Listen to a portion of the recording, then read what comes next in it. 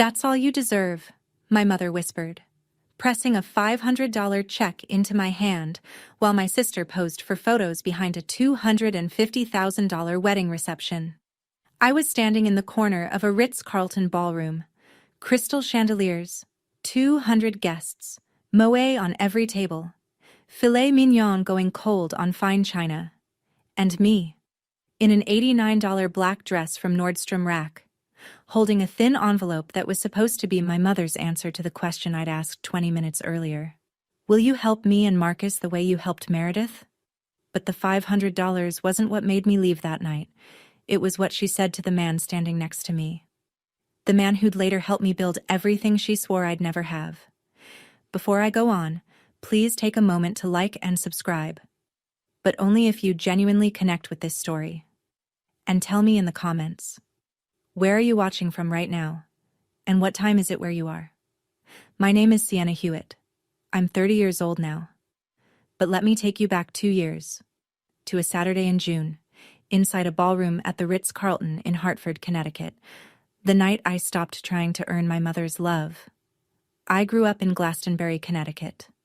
The kind of town where every lawn is trimmed to the same height, and every family portrait hangs in the same spot above the fireplace. 4-bedroom colonial on a tree-lined street. 2-car garage, a golden retriever named Baxter. From the outside, the Hewitts looked like a catalog family. From the inside, we ran on a ranking system. My older sister Meredith was the blueprint. Straight A student, captain of the varsity lacrosse team, early admission to Johns Hopkins. She moved through life like someone who'd been told since birth that the world was hers, and she believed it, because our mother made sure she did. Diane Hewitt, 58. Former surgical nurse who'd once dreamed of medical school but never applied. She poured every ounce of that unfinished ambition into Meredith like concrete into a mold. And Meredith hardened into exactly what our mother wanted. A dermatologist with a private practice, a boyfriend from the right family, and a smile that photographed well at holiday parties. Then there was me. I was the one who drew instead of studied. The one who won an art contest sophomore year and brought the ribbon home to a silent dinner table. My mother looked at it the way you'd look at a coupon you'd never use. "That's nice, Sienna, but creativity is a luxury. Stability is a responsibility." That ribbon went into my bedroom.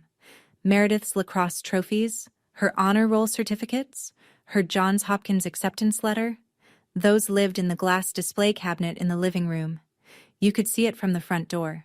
Guests always noticed. That was the point. One daughter who would save lives. One daughter who drew pictures. Guess which one got mentioned at Thanksgiving? I graduated from UConn with a degree in communications and a GPA that nobody in my family ever asked about. Landed a job as a junior marketing coordinator at a small agency in Hartford. Bridwell and Partners. 11 employees. An office above a sandwich shop on Asylum Street. Salary, $38,000 a year before taxes. It wasn't glamorous, but it was mine. The problem was the car. Hartford's public transit doesn't reach the suburbs where I needed to meet clients. I needed a vehicle, but my credit history was thin. A student card with a $2,000 limit and 6 months of on-time rent. Not enough for an auto loan on my own. So my parents co-signed. $18,000 for a 2019 Honda Civic with 62,000 miles. Monthly payment, $312. On paper, it was a generous thing to do. In practice, it was a leash. My mother kept the co-sign agreement in her bedside drawer the way some people keep a loaded weapon. Every Thanksgiving, every phone call where I mentioned wanting something different, every time I pushed back on anything, the leash tightened. "You still owe us for that car, Sienna. Don't bite the hand that co-signed your loan." My father, Gerald, 60, retired sales manager, the kind of man who reads the newspaper to avoid conversations, would sit across the table and say nothing. He'd look at his plate. He'd chew slowly. And when my mother was finished, he'd say, "Your mother has a point," without ever specifying which one. The Honda Civic sat in our parents' driveway every holiday, right next to the BMW X5 they'd bought Meredith as a medical school graduation gift. 2 cars, side by side, one earned, one bestowed. both telling the truth about where we stood. I met Marcus Calloway at a coffee shop on Pratt Street, the kind of place with mismatched mugs and a chalkboard menu that changes daily. He was sitting by the window with a laptop open to Figma, a half-finished cold brew sweating beside his elbow, and a calm about him that I mistook for indifference until he looked up and smiled. Marcus was 29, UX designer, freelance. He'd been on his own since 18. Parents divorced when he was 14, Mom moved to Florida, Dad drifted into a bottle. He put himself through community college, taught himself design, and built a client list one cold email at a time. His emergency fund was small, but it existed, which is more than most people I knew could say. What I loved about Marcus wasn't that he was ambitious in the way my mother understood ambition, corner offices and titles. He was ambitious in the way that mattered. He showed up, every single day, for his work, for me, for the life we were quietly building in a one-bedroom apartment with secondhand furniture and a budget spreadsheet taped to the refrigerator. My mother found out about Marcus 3 months in. Her response arrived over Sunday pot roast.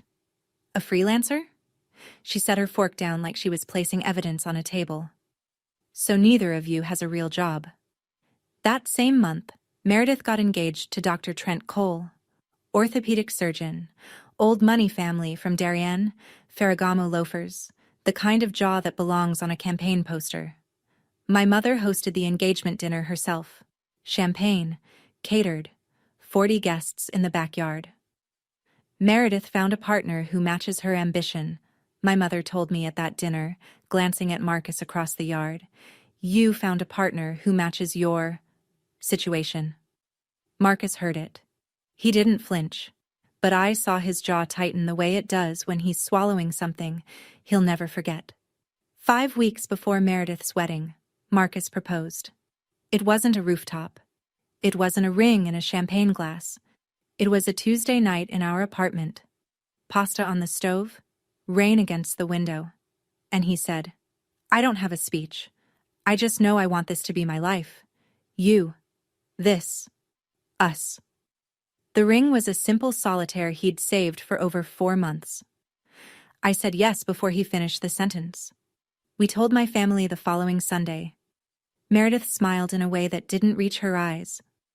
My father said, That's wonderful, sweetheart, and went back to his newspaper. My mother looked at the ring for exactly 1 second, then turned to Meredith. Have you confirmed the florist for the orchids? The wedding planning was already a freight train, the Ritz-Carlton Hartford. A planner flown in from New York. Flowers imported from Ecuador. Not roses, orchids, because Meredith said roses were predictable. The budget had crossed $250,000, and my mother spoke about it the way people talk about renovations. Necessary, overdue, an investment in the right things. My role in the wedding was assigned, not discussed. I would manage the guestbook table. The guestbook table, a small podium by the entrance, away from the ceremony, away from the reception, away from every photograph. I'd greet guests, hand them a pen, and smile. Meredith texted me the week before. You can bring Marcus. Just don't let him talk to Trent's colleagues about freelancing. It's not the same world. I stared at that text for a long time. I should have said something. I didn't. The wedding was in 5 weeks. I didn't know yet that it would be the last time I'd sit at my family's table. The Ritz ballroom looked like it had been designed to remind everyone in the room exactly how much money was being spent. Crystal chandeliers hung low over tables dressed in white linen. Each centerpiece was a sculpted tower of white peonies and trailing jasmine, flanked by diptyque candles that filled the air with tuberose and warm cedar. A string quartet played Pachelbel in the corner. 200 guests in cocktail attire, place settings with gold-rimmed chargers, 3 forks per person. I arrived early, as instructed. My dress was black, simple, cap-sleeved, purchased online from Nordstrom Rack during a 70% off clearance event. $89. I'd tried it on 3 times in our bathroom mirror before deciding it was fine. It was always going to be fine. Nobody was looking at me. Meredith floated through the ceremony in custom Vera Wang, a cathedral-length veil trailing behind her like a promise the world had already agreed to keep. She looked beautiful. She always did. My mother stood in the front row in champagne silk, dabbing her eyes with a monogrammed handkerchief, and I thought, she's never looked at me the way she's looking at Meredith right now. Not once. After the ceremony, I took my place at the guest book table. I smiled. I handed out pens. I said, "Congratulations," 47 times to people who didn't know my name. One of my mother's cousins, Aunt Deborah, 70s, pearls, 3 glasses of Pinot Grigio deep, squinted at me as she signed. "Oh, you're the other one?" I kept smiling. "I'm Sienna." Right. Diane always talks about Meredith. She's the star of the family, isn't she?" Marcus was seated at table 14, last row, near the service entrance, next to 2 of Trent's distant work acquaintances who spent the night talking about golf handicaps. The toasts were finished. Meredith and Trent had their first dance, Sinatra naturally, and the room had that loose, champagne-warm haze that settles over expensive parties when the bill is already paid. I'd left the guest book table to find Marcus. I wanted to sit with him, eat something, maybe steal one quiet moment before the night ended. But I only made it halfway across the ballroom before my mother appeared at my elbow. "Sienna, come here." She pulled me toward a corner near the bar, not quite private. 3 or 4 guests at a nearby high-top table could hear us if they listened. A waiter was restocking champagne flutes 2 feet away. "I know you and Marcus are planning something," she said.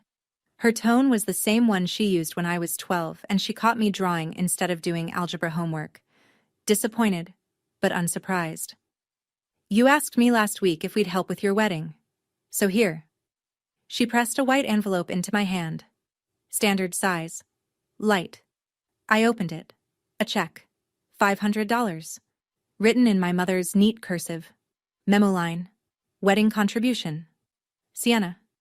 I looked up. She was watching my face the way a scientist watches a test subject. "That's all you deserve."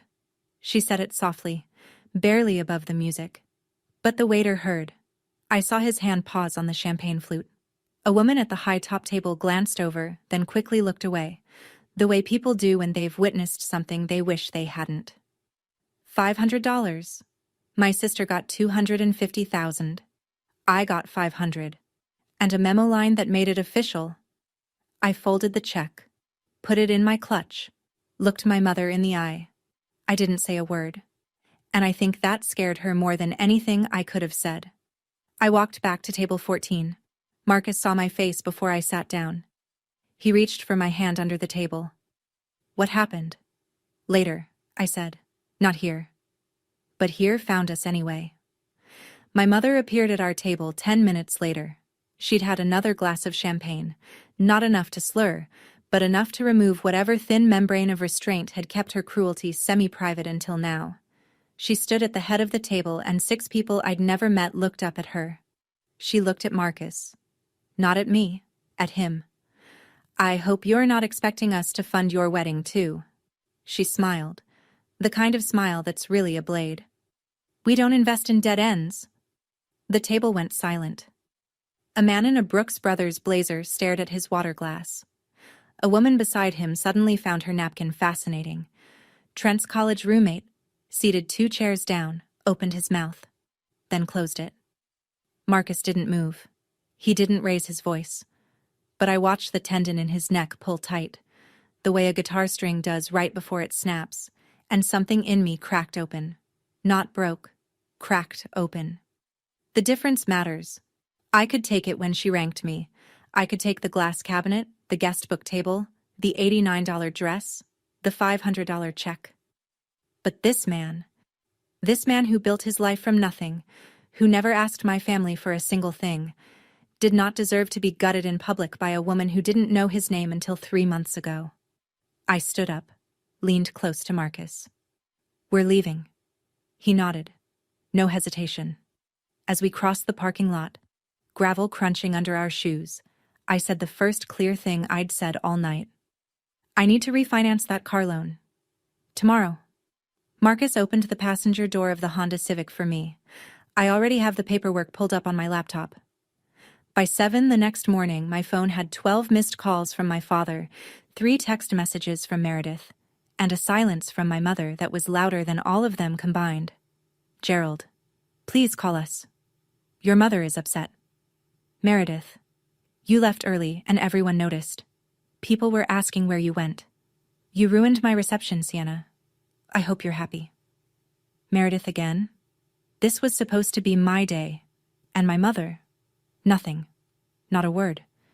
Because Diane Hewitt didn't chase. She waited for you to come back apologizing.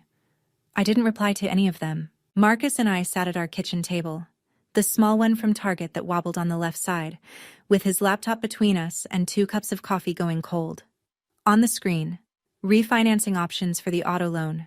My credit score glowed in the corner of the browser. 680. Borderline. Enough to qualify at a higher interest rate, but enough. If we go through a credit union, we can get 7.2%, Marcus said, scrolling. It's higher than what your parents got, but the loan transfers entirely to your name. They come off the title. Clean break. A clean break. The words sat in the air like something holy. I looked at the number. $18,000, give or take. And for the first time, I saw it clearly. Not as debt. As a chain. A chain my mother rattled every time I stepped out of line. And here was Marcus, at 7 in the morning, with paperwork already pulled up, showing me exactly how to cut it. I stared at the 680 on the screen and thought, why did I let an $18,000 loan keep me in a family that priced me at $500? Have you ever realized that the thing trapping you was smaller than you thought? That the lock was cheaper than the cage? Tell me in the comments. I want to know. Within 72 hours, I'd have a plan. Within 30 days, I'd have a new city. 2 weeks after the wedding, the story had already been written. Just not by me. My Aunt Patricia, my father's sister, the quiet one who sends birthday cards with $10 bills inside and never takes sides, called me on a Wednesday afternoon. She didn't say hello first. She said, I thought you should know what your mother's telling people. The narrative, as Diane had constructed it, was clean and efficient. Sienna left the wedding in a jealous rage. She couldn't handle seeing Meredith happy. She's always been the difficult one. We gave her money and she threw it back in our faces. Every family dinner, every phone call with cousins, every conversation at the grocery store with neighbors who'd known us since we were in car seats. The story spread the way my mother intended. Quietly, thoroughly, like wallpaper paste. Then came Instagram. Meredith posted from her honeymoon in Amalfi, standing on the bow of a chartered boat, Dior sunglasses pushed up on her head, Trent's arm around her waist, the Tyrrhenian Sea glittering behind them. Caption: grateful for family who shows up. Some people can't handle other people's blessings. 47 comments, hearts, fire emojis. You're so graceful about it, Mer. Their loss, babe. Living your best chapter. I saw it because a college friend screenshot it and sent it to me with a single question mark. I stared at the photo for 10 seconds. Then I closed the app, opened my laptop, and went back to the pitch email I was drafting for a potential client, a small bakery in East Austin that needed help with social media. Aunt Patricia texted once more that week. Short. I saw what happened at the wedding. Your mother was wrong. That's all I'll say. Not an ally, just a witness. Sometimes that's enough to keep you sane. They can have the story, I told Marcus that night. I'll have the results. The phone rang on a Thursday evening, 3 weeks after the wedding, 9 days after I'd submitted the refinancing application to a credit union in Hartford. I saw the name on the screen and felt my stomach drop the way it does when you hear a fire alarm in a building you thought was safe. Mom. She never called. She summoned. She waited. She let silence do the work. The fact that she was calling meant she'd heard something she didn't like. I understand you're planning to move. Her voice was flat, measured, the tone she used with pharmaceutical reps who didn't bring the right samples. Someone told me you're looking at apartments out of state. I said nothing. Let her fill the space. If you leave, Sienna, don't expect us to keep co-signing that loan. I'll call the bank Monday morning. You can't unilaterally remove yourself from a co-signed loan, Mom. That's not how it works. A pause. I'd never cited a fact back at her before. It landed like a stone in still water. Excuse me. The loan is a binding agreement. You can't withdraw your name without the lender's consent and a refinance. Which? I kept my voice level, professional, the way Marcus had coached me the night before. Is exactly what I've already started. The silence on her end was different this time. Not the silence of power, the silence of someone who reaches for a lever and finds it gone. 5 days later, the credit union approved the refinance. Interest rate, 7.2%, higher than the original. I didn't care. The loan transferred to my name alone. Diane and Gerald Hewitt were removed from the title entirely. I sent one email. Mom, Dad. The auto loan has been refinanced under my name only. You're no longer on it. Thank you for the original cosign. Sienna Professional. Brief. No emotion. The leash was cut. 30 days after the wedding, I packed everything I owned into the Honda Civic. It didn't take long. 2 suitcases. 1 box of marketing textbooks and dog-eared copies of Building a Story Brand and Made to Stick. My laptop. A folder of client samples I'd built at Bridwell and Partners. A cactus Marcus had given me on our first anniversary that had somehow survived 2 Connecticut winters on a windowsill. I'd put in my notice at the agency the week before. My boss, a decent man named Phil who wore the same blue Oxford every Tuesday, shook my hand and said, "You're better than this place, Sienna. I'm sorry I couldn't pay you enough to prove it."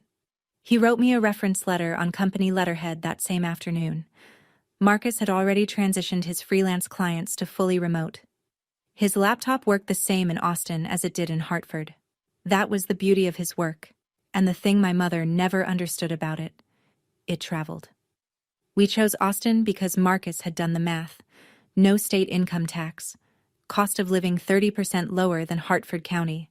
A startup ecosystem that welcomed small operators. A creative scene that didn't require a pedigree. Our bank account the morning we left.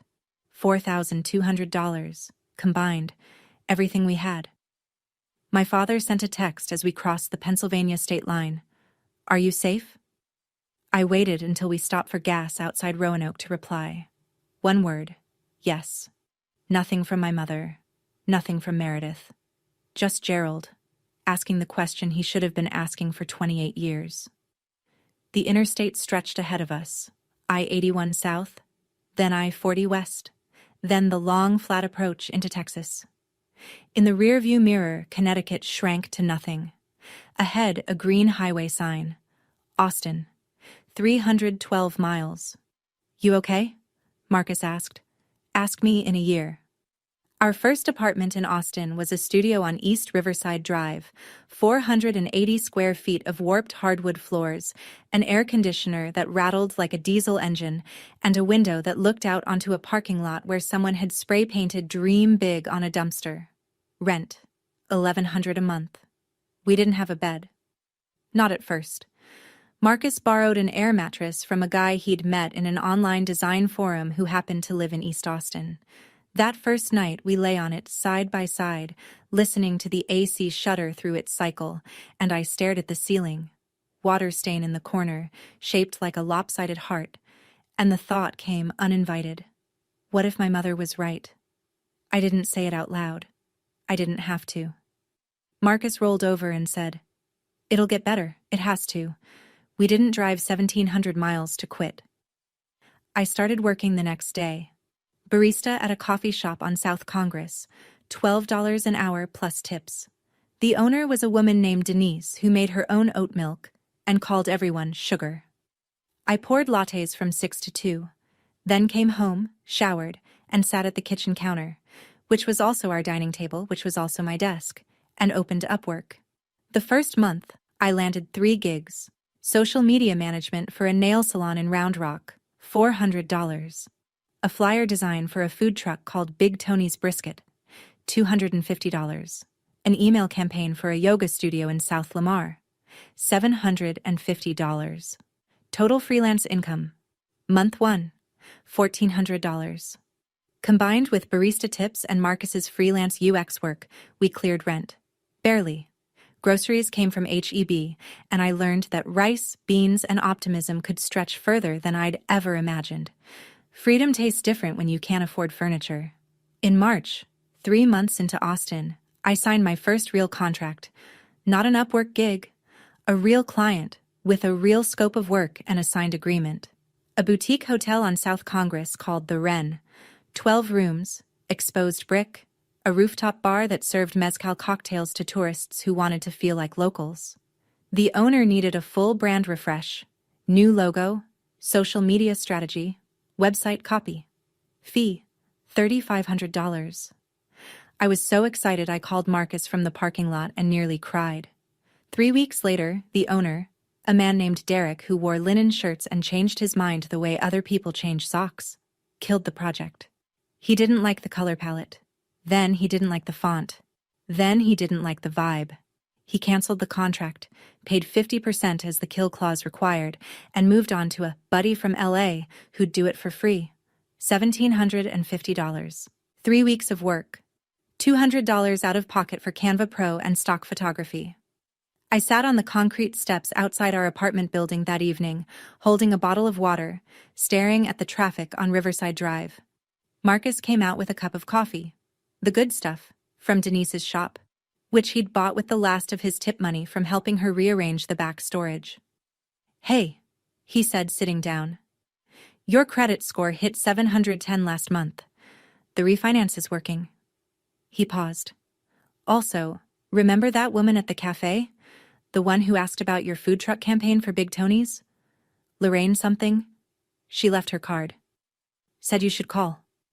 "Who's Lorraine?" "I don't know yet, but she said your Big Tony's work was the best local campaign she'd seen in 6 months." I took the card, held it between 2 fingers like it might dissolve. Lorraine Voss, marketing consultant, Austin, Texas. I pinned the $1,750 check from Derek to the kitchen wall with a magnet, wrote next to it in Sharpie, "First real payment, first real lesson." I didn't go looking for Meredith's Instagram. The algorithm found me.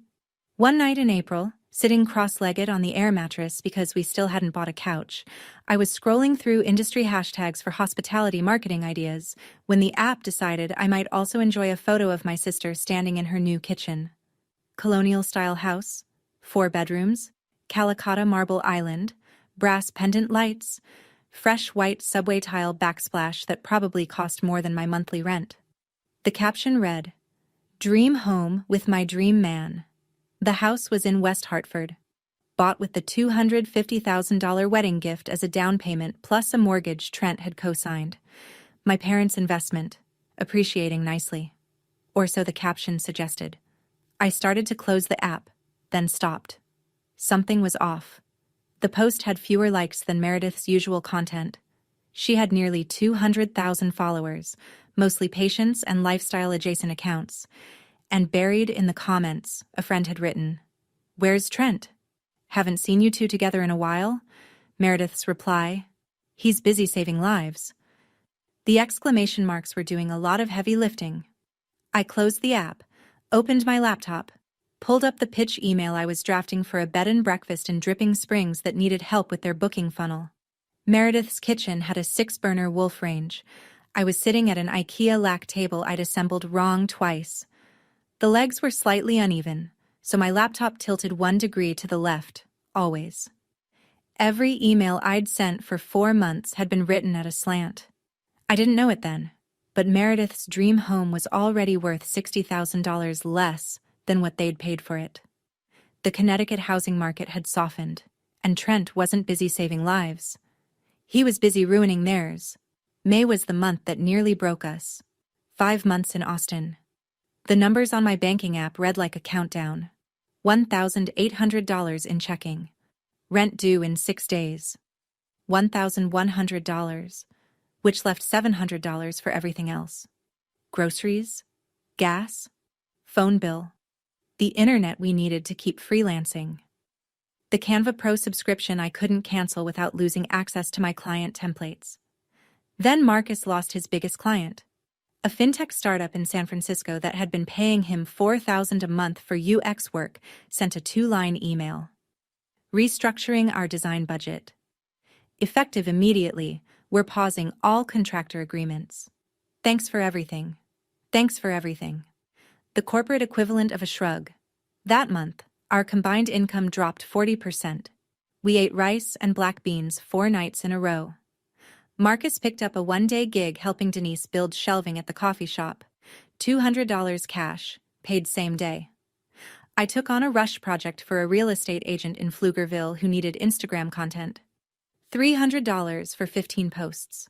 I made them in one night, fueled by instant coffee and a feeling that hovered somewhere between determination and dread. One evening, while Marcus was on a call with a potential new client, I walked into the bathroom, shut the door, turned on the faucet and cried. Not the graceful kind. The kind where your whole body folds and the sound that comes out doesn't sound like you. I pressed my face into a towel and let it happen. The bathroom was small, white tile, yellowed grout, a faucet that dripped every 3 seconds. When I came out, Marcus was still on his call. I washed my face, opened my email. One new message. From Lorraine Voss. Your food truck campaign was surprisingly sharp. I've been watching your recent work. Come to my office Thursday. I might have something. I read it 3 times, then a 4th. I didn't know it yet. But that Thursday meeting would change the trajectory of everything. Lorraine Voss worked out of a 3rd-floor office in a co-working space on Rainy Street. The kind of building where every suite had a different startup name on the door and the communal kitchen always smelled like someone's overambitious pour-over. Her office was small, immaculate, and deliberately spare.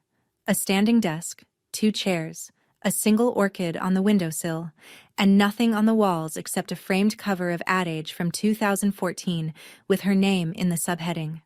She was 52, silver bob cut with surgical precision, navy blazer over a white tee, no jewelry except a Cartier tank watch on her left wrist that caught the overhead light every time she moved her hand, which was often because Lorraine talked the way she worked.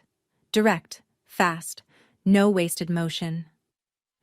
Your Big Tony's brisket campaign increased their weekend foot traffic by 34%, she said before I'd fully sat down. I called Tony. He confirmed the numbers. That's not luck. She paused. Looked at me the way a contractor looks at a load-bearing wall, assessing what it can hold. But your pricing is amateur. You charged $800 for work worth $4,000. You're not doing yourself any favors by being cheap. You're telling clients you don't believe in your own value. The words hit closer to home than she knew. Here's what I'm offering. I have 2 hospitality clients. A boutique hotel in the Domain and a bed and breakfast out in Hill Country. Both need social media strategy and brand refreshes. I'll refer you if, and only if, you come back to me with a proper proposal, proper pricing, and a registered LLC. Not a freelancer with an Upwork profile. A business. She checked her watch. You have 48 hours. I stood. My hands were shaking. Thank you, Lorraine. Don't thank me, earn it. I don't refer sloppy work. I walked to my car, sat behind the wheel, and called Marcus. I need you to help me register an LLC tonight. That night, Marcus and I sat at the wobbly IKEA table with his laptop open to the Texas Secretary of State website. The filing form for a limited liability company was surprisingly simple. Name, registered agent, address, purpose. The fee was $300. We had $700 in the account after rent. That's almost half of what we have left, I said. It's an investment, Marcus said. Not an expense. I typed the name into the field, Hewitt Creative LLC. Marcus looked at me. You're using your family name? It's my name too, and I'm going to make it mean something different. He didn't argue. He clicked submit. $300 to file. More than half of what my mother thought I was worth at Meredith's wedding. Over the next 48 hours, I built 2 proposals on Google Docs. One for the Domain Hotel, one for the Hill Country Bed and Breakfast. I priced each project at $4,500. My fingers hesitated over the numbers. Lorraine's voice echoed. You're telling clients you don't believe in your own value. I kept the price. I emailed both proposals to Lorraine at 11:47 p.m. on Saturday, 13 minutes before her deadline. Monday morning, Client 1. The Finch Hotel in the Domain? Replied. Let's do it. Tuesday afternoon. Client 2. Bluebell B&B in Wimberley. Replied. Can we start next week? $9,000 in the pipeline. More than I'd earned in any single month of my life. I quit the barista job that Friday. Denise hugged me over the espresso machine and said, "Go be somebody, sugar. And send me a client if you can." I printed the LLC certificate at an Office Depot on Lamar Boulevard and pinned it to the kitchen wall, right next to the $1,750 check from the canceled hotel project. My wall of evidence, not of failure, of becoming. Things didn't get easy after that. They got fast. By August, 3 months after filing the LLC, Hewitt Creative had 4 clients. Monthly revenue, $22,000. I hired my first contractor, a copywriter named Becca who'd just moved to Austin from Nashville and wrote headlines the way some people write poetry. Clean, sharp, inevitable. I paid her fairly because I remembered what it felt like when someone didn't. October. 7 clients. Lorraine introduced me to the Austin Hospitality Alliance, a network of hotel owners, restaurant groups, and tourism boards who met quarterly over overpriced salads at a place on West 6th. She told me to prepare a 5-minute presentation on social media ROI for boutique properties. Don't charm them, she said. Show them numbers. I stood in front of 40 people in a borrowed blazer and showed them numbers. My hands shook for the first 90 seconds. Then, the data took over. Big Tony's foot traffic increase. The Finch Hotel's 200% rise in Instagram engagement. Bluebell B&B's direct booking revenue up 41% in 2 months. By the time I finished, 3 people had left their business cards on my chair. December. Revenue for the month, $38,000. I hired a second contractor, a graphic designer named Will. We moved out of the studio on East Riverside into a 2-bedroom apartment on South Lamar. It had a separate room I could use as an office, a real desk, a real chair, and a bed, queen size, solid oak frame from Article, that we assembled together on a Sunday afternoon while Marcus played Coltrane on a Bluetooth speaker. Gerald sent an email. "Merry Christmas, Sienna. I hope Austin is treating you well." I replied, "The first time in 6 months. It is. Merry Christmas, Dad." Short, but not closed. Not anymore. Every invoice I sent felt like a sentence in a letter I was writing to my future self. 1 year in Austin. Hewitt Creative. 12 retainer clients. 2 full-time employees besides myself, and a revenue number I had to read 3 times on the spreadsheet before I believed it. $480,000. Gross. Not profit. I want to be honest about that. After salaries, software, contractor fees, and taxes, the take-home was a fraction. But the trajectory was real, and for the first time in my life, the graph was pointing up because of something I'd built with my own hands. We leased a small office, 800 square feet on East 6th Street, a converted storefront with exposed ductwork, polished concrete floors, and a glass front door. Marcus designed the logo himself. Hewitt Creative in clean sans serif. Slate gray on white. We had it printed on the glass. The first morning, I stood on the sidewalk and watched the Austin sun hit those letters, and the light cast the name across the floor inside like a shadow in reverse. That was the month Marcus proposed properly. We'd been engaged since before the wedding. That quiet Tuesday night proposal in Hartford felt like another lifetime. But we'd never had a ceremony. He took me to a rooftop bar on Congress Bridge at dusk, right when the bats begin their nightly migration. 1 million of them spiraling into the pink sky. And he said, "We should make this official, not for anyone else. For us." We got married at the Travis County Courthouse on a Wednesday. 15 guests. Lorraine was there, in her navy blazer. Denise brought a cake she'd baked at the coffee shop. No Vera Wang, no imported orchids, no $250,000 budget, a $90 filing fee, and a promise. 2 weeks later, an email from the Austin Business Journal. "Ms. Hewitt, you've been nominated for our annual 40 Under 40 list. Would you be available for an interview?" I said yes, I had no idea who else would be in Austin by the time they held the ceremony. Meredith moved to Austin in October. Not by choice. Trent had been offered a position at a hospital system affiliated with UT Southwestern. Offered was the word Meredith used. I later learned the truth was less flattering. His department in Hartford had encouraged a transition after an HR complaint from a colleague. The details didn't reach me then. They didn't need to. The result was the same. Dr. Trent Cole was relocating to Texas, and Meredith was following. They sold the Colonial in West Hartford. The house my parents had gift-wrapped with $250,000 closed at a $65,000 loss. The Connecticut market had softened steadily since they'd bought, and they'd financed the rest at a rate that aged poorly. By the time the closing check cleared and the realtor took her cut, Meredith and Trent walked away with almost nothing. $250,000. Gone. Not stolen, not gambled.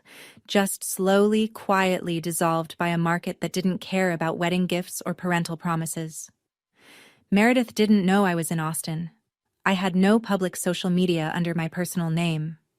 Hewitt Creative had a website and a business Instagram, but Meredith wouldn't have been looking for a marketing agency. Our worlds didn't overlap. Or so I thought. The overlap happened on a Tuesday afternoon. Diane had flown in from Connecticut to help Meredith settle into their new rental. The three of them, Diane, Meredith, Trent, were driving south on Congress Avenue when Meredith pointed out the window. "That's a cute office space." Diane looked up, saw the glass door, saw the name, Hewitt Creative. She didn't speak. She picked up her phone, Googled, found the website, saw my photo on the About page. Sienna Hewitt, founder and CEO. She set the phone in her lap, said nothing. My mother saw my name on that glass door, and for the first time in her life, she had nothing to say. The Austin Business Journal 40 Under 40 Gala was held on a Thursday evening in November at the J.W. Marriott downtown. The rooftop terrace, 34 floors up, the skyline of Austin glowing below like a circuit board. 400 guests. Founders, investors, tech executives, hospital administrators, city council members. Open bar. A jazz trio. Name tags printed on heavy cardstock that felt like an invitation just to hold. I wore red. Not bright red. Deep, arterial red. A tailored blazer I'd had made by a seamstress on South First Street. The first piece of clothing I'd ever had custom fitted. Underneath, a simple black silk blouse. My hair pulled back in a clean, low bun, red lipstick to match the blazer. Marcus was beside me in a navy suit. The first one he'd ever owned that wasn't rented. Lorraine had picked the tie. Charcoal, slim, no pattern. "You want them to remember your face?" she'd told him. "Not your tie." We arrived at 7, checked in, found our table. Number 3, front section. A year ago, I'd been at table 14 by the service door. The math of that wasn't lost on me. Lorraine was already seated at the VIP table, speaking to the editor-in-chief of the Austin Business Journal the way she spoke to everyone. Like she was running a board meeting no one had called. What I didn't know, as I adjusted my blazer and scanned the room, was that 6 tables behind me, back section near the bar, Trent Cole was settling into a chair. The hospital system that had recruited him was a platinum sponsor of the event. He'd received an invitation through the medical staff liaison. Meredith was in the chair beside him, and Diane, who'd extended her trip to help Meredith unpack boxes, sat between them, her champagne-colored blouse the same shade she'd worn to Meredith's wedding. The MC stepped up to the podium. The room quieted, and the names began. They called the names alphabetically by last name.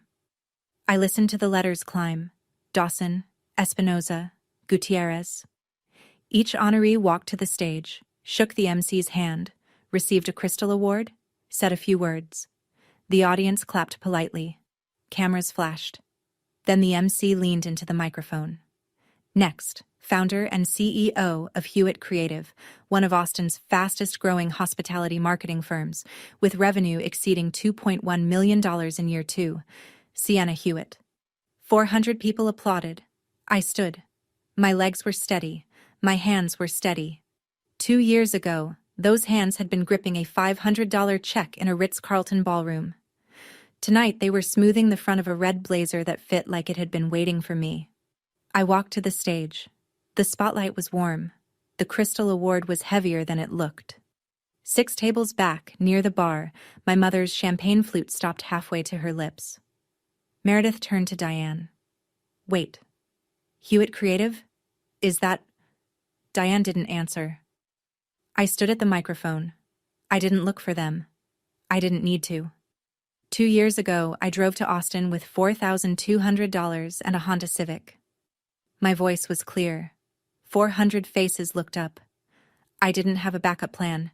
I had a partner who believed in me, a mentor who challenged me, and a decision to stop waiting for permission to build my own life.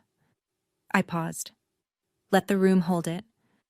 Legacy isn't what you inherit. It's what you build. The applause was louder this time. Marcus was on his feet. Lorraine was nodding from the VIP table with the smallest smile, the kind she reserved for things that met her standard. I walked back to table 3, and as I sat, my eyes drifted across the room, across the 400 faces and the candlelight and the skyline, and landed, for 1 second, on my mother. She was looking at me. I held her gaze. I nodded. Once, small, the way you acknowledge someone you recognize but haven't spoken to in a long time. Then I turned back to Marcus, and I let the evening continue without her. I heard what happened next from Aunt Patricia, who heard it from Gerald, who was home in Connecticut but received a phone call from Diane at 10:47 that night. The story traveled the way all Hewitt stories travel, through the family telephone line, quietly, with just enough detail to wound. The gala ended at 10. Meredith and Diane walked to the parking garage in silence while Trent stayed behind to network. Or whatever Trent called what he did when his wife wasn't watching. The parking garage was underground. Concrete walls. Fluorescent lights humming. No chandeliers. No string quartets. No Instagram filter that could soften what was about to happen. Meredith sat in the driver's seat of her BMW. The X5 that was now 5 years old, a scratch along the rear quarter panel she hadn't bothered to fix. And she didn't start the engine. She stared at the steering wheel. She built a company, Mom. Her voice cracked on the word company. A real company. People stood up for her. 400 people clapped. She got lucky, Diane said. Automatic, reflexive. The same script she'd been running for 30 years. Lucky? Meredith's head snapped toward her mother. We got $250,000 and I can't sell a house without losing money. Trent won't answer my calls after 9 p.m. I moved to a city where I don't know anyone. And she stood on that stage and she had everything. Her voice broke open. Mom, why don't I have that? The fluorescent light buzzed. Diane looked at her hands. Her nails were perfect. They were always perfect. But her hands were still. I did what I thought was best, she said. For who?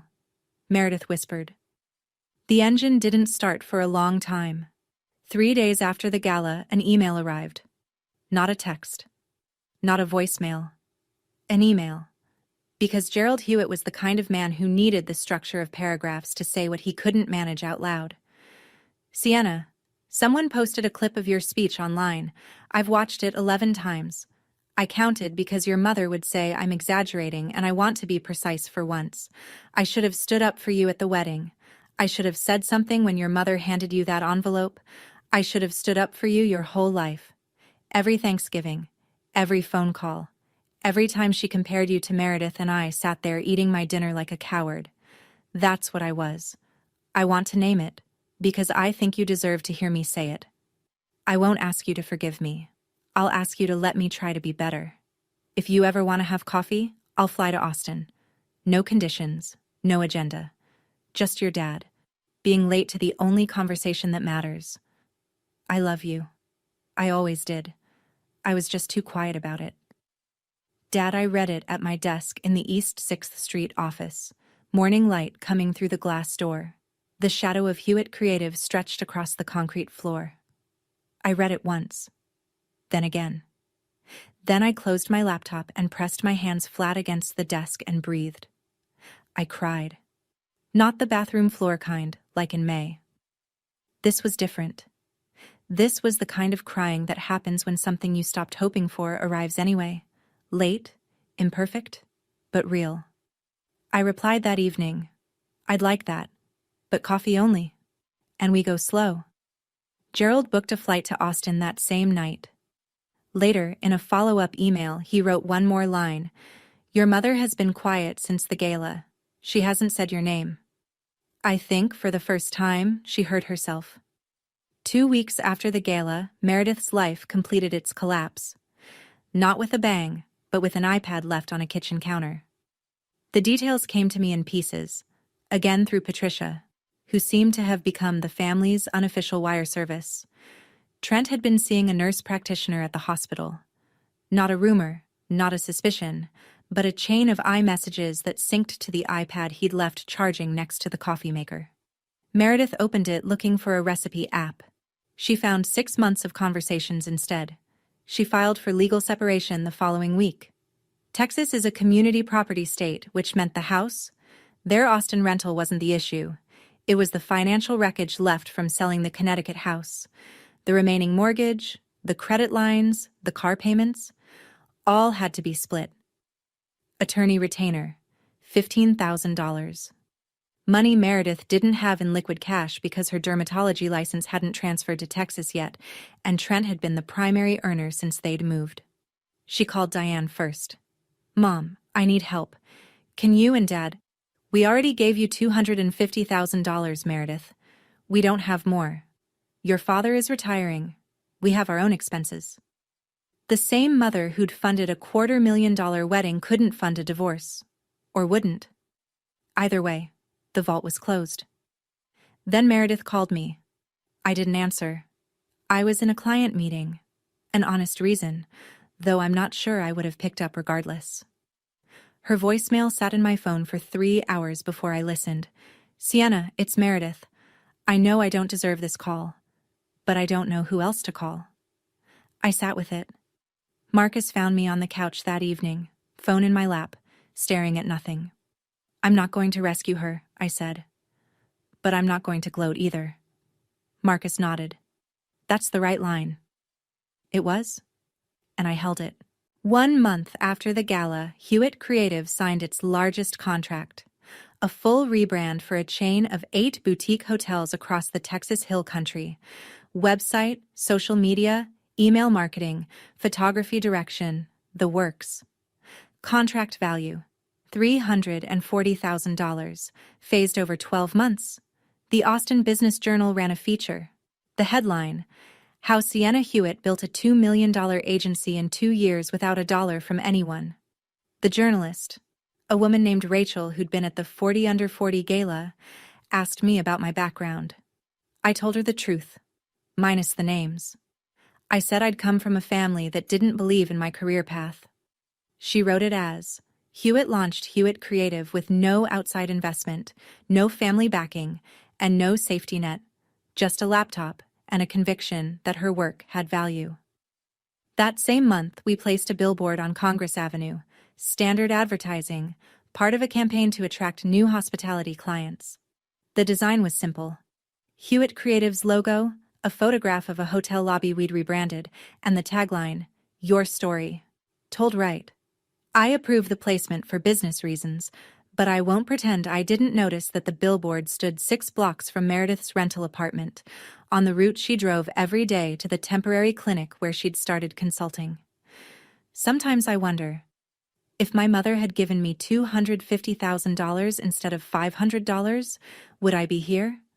Would I have moved to Austin? Would I have registered an LLC on a kitchen table with $700 left in my account?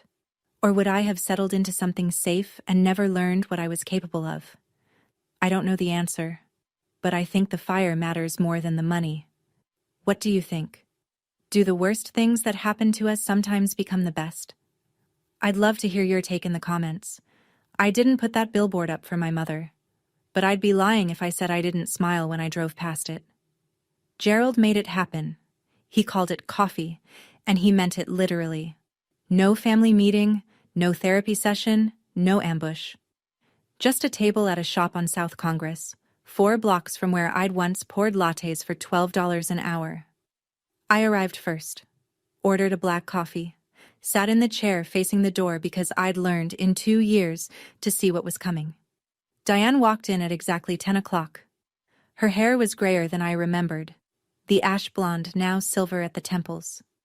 She wore a Burberry trench coat over a white blouse, but her handbag was old. The same Coach bag she'd been carrying for 5 years. Something about the combination told me everything. The armor was the same, but the resources behind it had thinned. She sat down, ordered green tea, wrapped her hands around the mug like she needed something to hold. "You look well," she said. "I am well." Silence. The espresso machine hissed behind the counter. A woman at the next table was reading a novel and pretending not to listen. "I didn't think you could do it," my mother said. Not cruel this time, just honest. Maybe for the first time.